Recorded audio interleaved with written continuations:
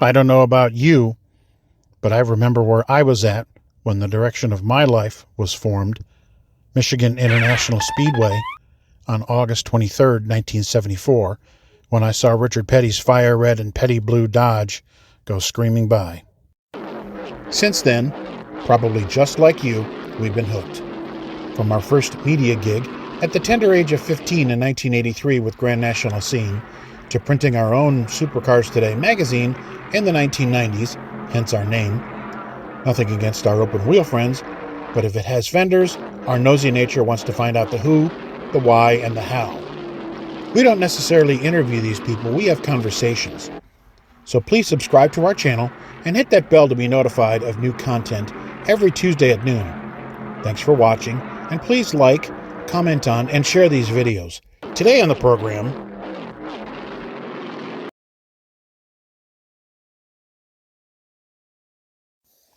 weird.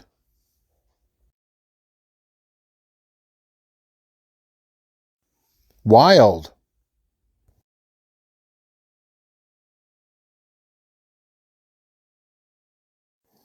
Wacky.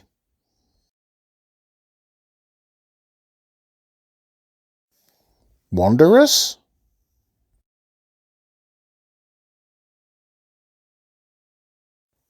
Thanks for watching the weird, the wild, the wacky, and the wondrous stories of the World 600.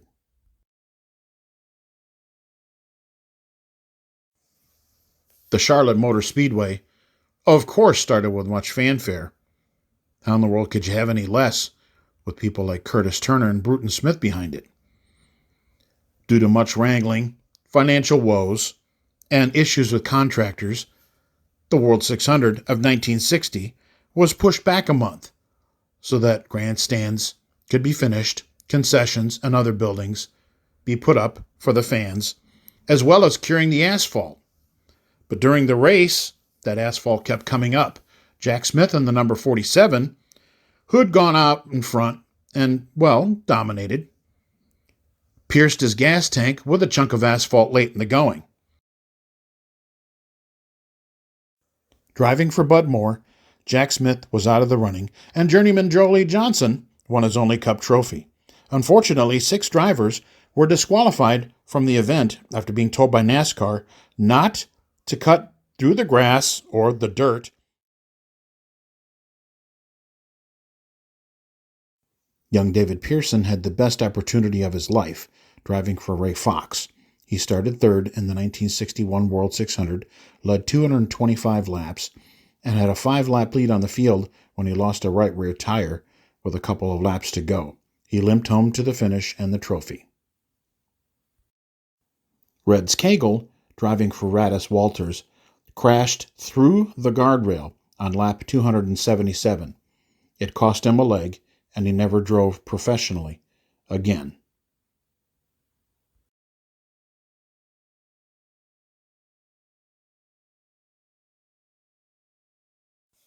Ole Boy couldn't do it. The King couldn't do it in 16 tries, even though he did win a qualifying race there in 1961. But Jim Paschal, driving a number 42 Plymouth for Petty Engineering, won in only his 4th race in the 1964 World 600. And Richard finished right on his tail.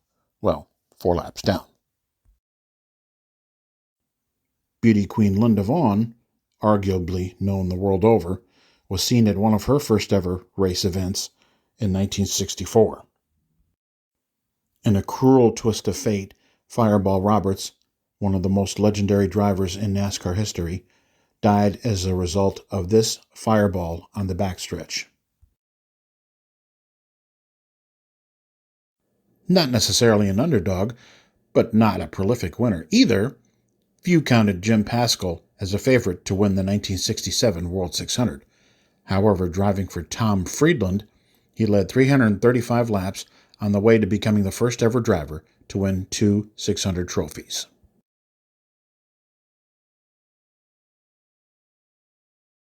Showing that Humpy Wheeler wasn't the only P.T. Barnum of motorsports, then President Richard Howard decided to come up with a publicity stunt of his own, bringing back the Chevrolet name brand with owner and former driver Junior Johnson, and who better to put in the car than Sergeant Charlie Glotzback. However, after starting on the pole and leading at the midway point, he tried to avoid the lap car of Speedy Thompson, making his final cup start, and crashed.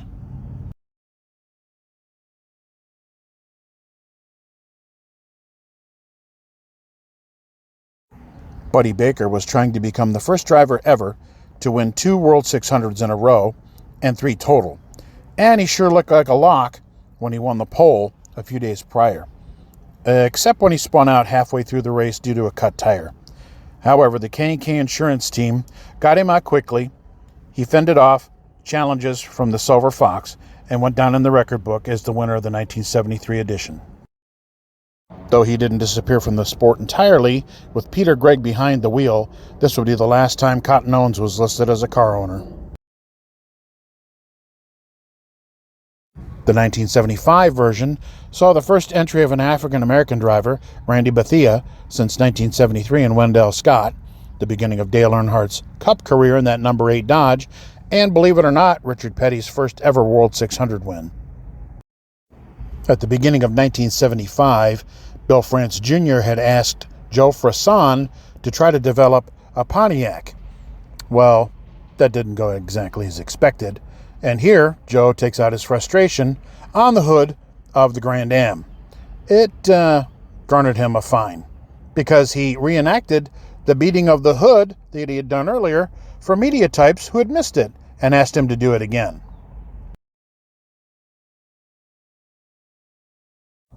In his first full season as president of the track, Humpy Wheeler was looking to bolster ticket sales. Noticing Janet Guthrie, the first woman to try and make the Indy 500, was having trouble, he thought if he could just get her to come to the World 600. She claimed finally that if she didn't, she would. She didn't make the Indy 500. He brought her to the World 600, and traffic was backed up for miles. She finished 15th, still the best finish by a woman to this date. This was also the first full season that Bruton Smith had control of the racetrack, wresting it from Richard Howard, who ran it after bankruptcy.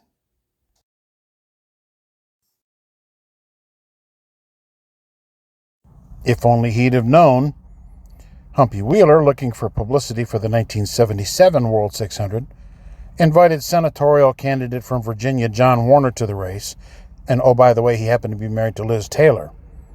Too bad he didn't know Richard Petty would go on to win the event. Also during this race, one of the most iconic numbers, paint schemes, and car owners would run their last event. Nord Crosskopf, owner of K&K Insurance, decided to sell the team to Jim J.D. Stacy. They changed the color to white. They changed the number to number 5. They did keep Neil Bonnet in the seat, but this would be the last event that fans would ever see that iconic red number 71 on the track.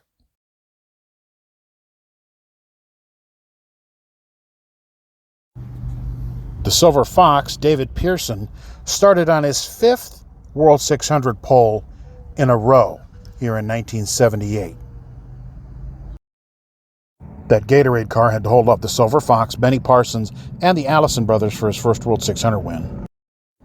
Sticking with the celebrity theme, Zsa Zsa Gabor showed up in 1978 to present the trophy to winner Darrell Waltrip.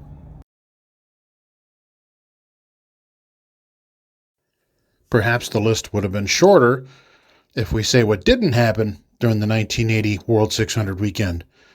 Country superstar Waylon Jennings had a concert for those in the grandstand, and unfortunately, fights broke out all over the place. But backstage, driver Donnie Allison on the left and David Ift, noted crew chief at the time, decided they wanted to plant a kiss on each other's lips. Hack drivers from around the country were pitted against each other in the great taxi cab race, another publicity stunt set up by Humpy Wheeler, but it didn't take long for those drivers to turn it into a mockery. Come race time, and, well, here came the weather. Numerous rain delays slowed the racing action, as well as a massive pile-up mid-race between the front runners, And whoever was counting lead changes with a calculator or a computer at the time would have probably seen them melt if they tabulated them around the track, as Darrell Waltrip and Benny Parsons officially swapped it 5 times within the last 25 laps. But BP won out in the end.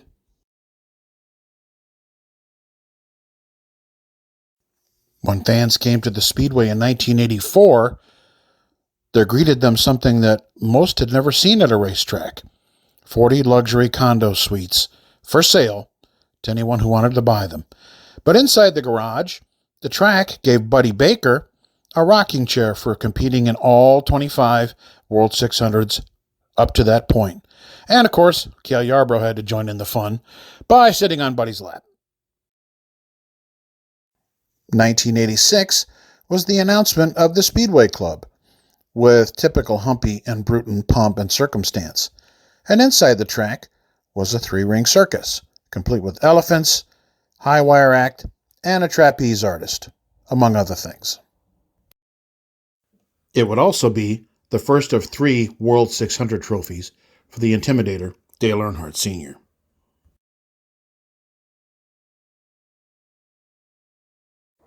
The 1988 season began with a new tire brand, which hadn't been seen since the 1971 Firestone Goodyear years. Anyway, Hoosier stepped in to supply teams with rubber, and unfortunately it led to a lot of mishaps between the two trying to gain speed. Not that the tire war wasn't enough, but Dale Earnhardt Sr. and then known as Jeff Bodine started wrecking each other, first on Saturday in the BGN race, and then on Sunday during the World 600, which led to the infamous meeting and dinner in Days of Thunder. Another victim of the tire wars was Buddy Baker, who was involved in this crash mid-race, being injured more than he thought. He would have brain surgery in the next few days, and it would essentially end his competitive career. Brett Bodine was competitive throughout the race and even led a portion of it in the midway part. Unfortunately, he forgot to pump the brakes while having issues and ran into sign holder Bud Moore, breaking his leg. Where else can you go to a racetrack and see a hang gliding display? Only Humpy and the World 600 at Charlotte Motor Speedway could pull something like that off. In a one-off driving for A.J. Foyt, 1988 ARCA champion Tracy Leslie entered the World 600, but obviously had problems here in the pits. Look at that intrepid gas man, after the fire's put out, still fueling the car. Wow. In the end, Darrell won the World 600 for a 5th time, becoming the first and only driver to do so.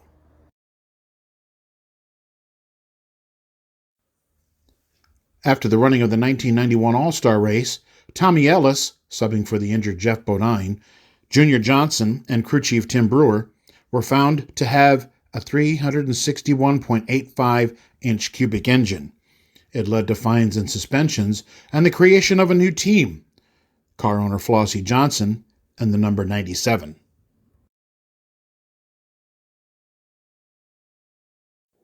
The last time the World 600 would be run during the day would be 1992, Dale Earnhardt's second 600 win.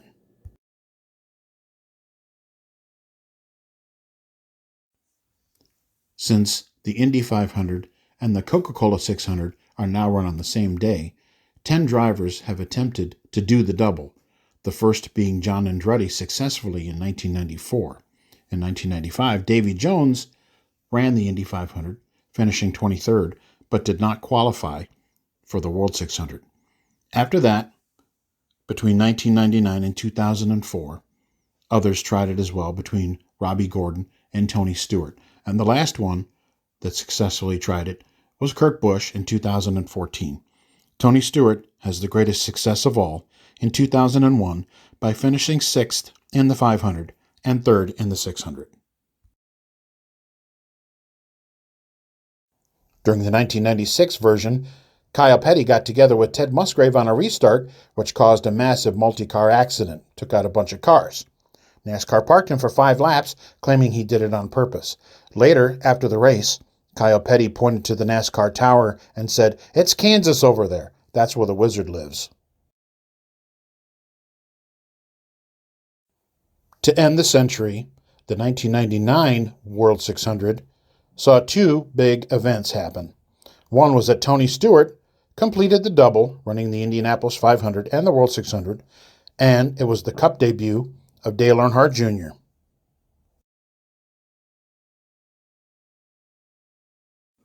There was much hype around Dale Earnhardt Jr.'s first World 600, considering the fact he had won the All-Star race a few days prior. However, despite the rain and the predictions, Matt Kenseth, another rookie driver, held off champion Bobby Labonte for his first win. For the 2000 World 600, Dale Earnhardt Sr. and Richard Childress debuted and ran the now famous Peter Max paint scheme. Much of the 05 season news was Dale Earnhardt Jr. switching crews with his teammate Michael Waltrip, and then taking him out during the World 600. After that quote-unquote earth-shattering news between DEI teammates, racing resumed, and Bobby Labonte, who had gone winless since 2003, was trying to hold off Jimmy Johnson, going for his third World 600 win, which had never been done. Unfortunately, Labonte came up short.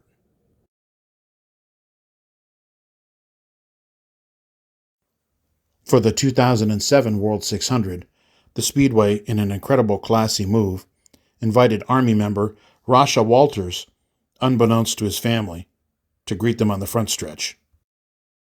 Juan Pablo Montoya became the first driver ever to compete at Indy, Monaco, and the World 600. The usual suspects were up front: Tony Stewart, Dale Earnhardt Jr., and even Denny Hamlin, but all had to pit late in the going for fuel. In the end, long shot Casey Mears, driving for Rick Hendrick, won the trophy, the only one of his Cup career.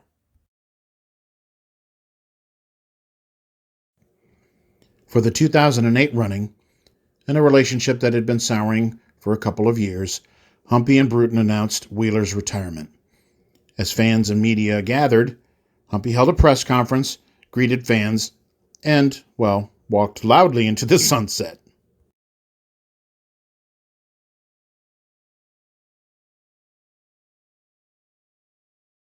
"2009 saw the 50th running of the World 600.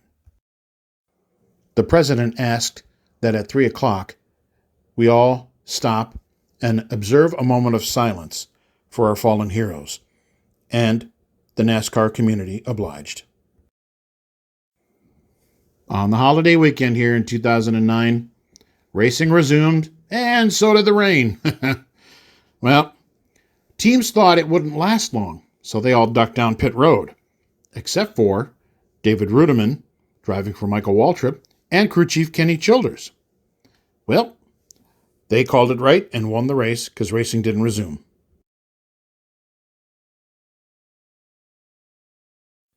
Ned Jarrett, 2-time Cup champion and NASCAR Hall of Famer. Rusty Wallace, Cup champion and NASCAR Hall of Famer. 2 drivers who also won in their 300th start, just like Casey Kane did at the 2012 World 600.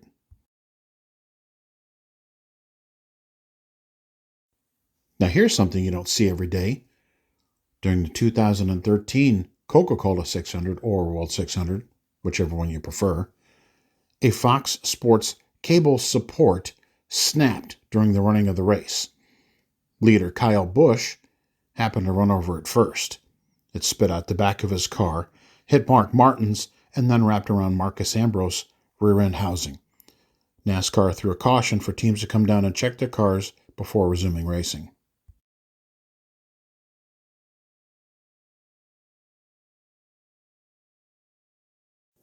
Martin Truex Jr., during the 2016 running of the World 600, led 392 of the 400 laps. That's 588 of 600 miles. It's the fastest World 600 in history at 3 hours, 44 minutes, and 5 seconds. Growing up the grandson of iconic NASCAR car owner Richard Childress, Austin Dillon had always claimed that the number 3 was his favorite number, wearing it in sports, on his Legends cars, and all the way up through the ranks. So he talked grandfather into using that number again, and won the 2017 World 600 with the number 3 on the side. Denny Hamlin won the 2022 World 600 by going 619.5 miles, which broke the record for longest NASCAR race by miles in history. Do you have a wild, wacky, weird, wondrous moment from your recollection of any World 600 you may have attended or saw? Please share them in the comments. And also, please hit that notification bell. And if you wouldn't mind, like and share this video. Thanks for watching.